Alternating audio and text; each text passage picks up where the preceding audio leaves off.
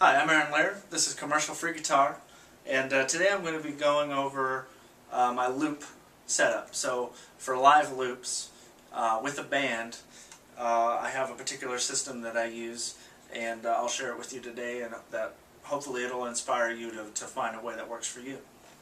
Alright, this is what my pedal board looks like, and my second to last pedal in the series is a delay pedal with a stereo out. So I have one of the outputs going to my lead amp, which is a little 20-watt tube amp, and I have the other output going to the looping unit, and then that looping unit is going to, for me it's a JC77, but you're going to need something very clean and loud.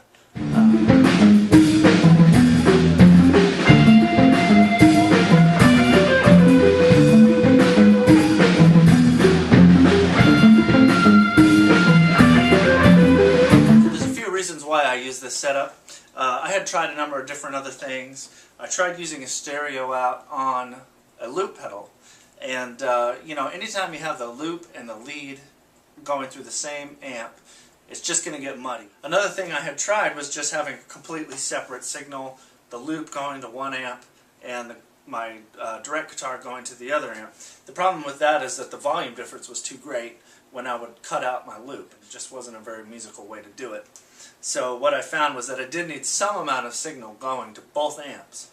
The way that I solved this problem is the volume on my loop pedal is turned all the way up, so it's significantly louder than the guitar volume from my live playing.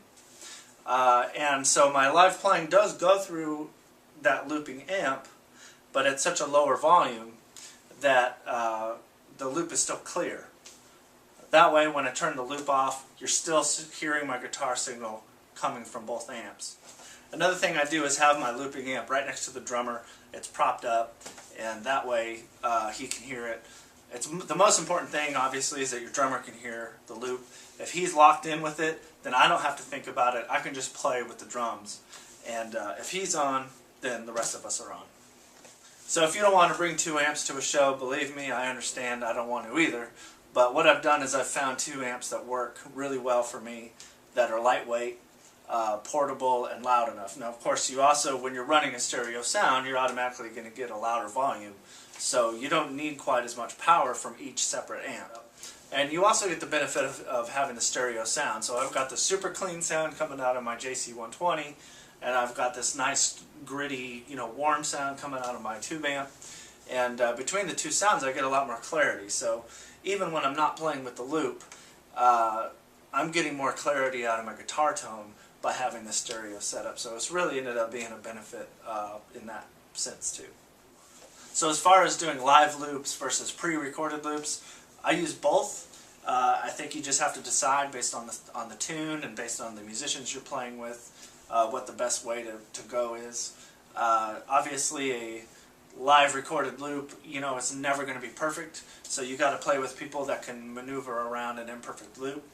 But there's certainly nothing wrong with pre-recorded loops. The pre-recorded loops that I use the metronome on the looping pedal to make sure that they're locked in to a tempo. And oftentimes I'll start a song, I'll kick on that loop and let it play, and I'll play along with it, but my guitar volume will be pretty low as I'm playing along with that loop, so that the loop is really what you hear.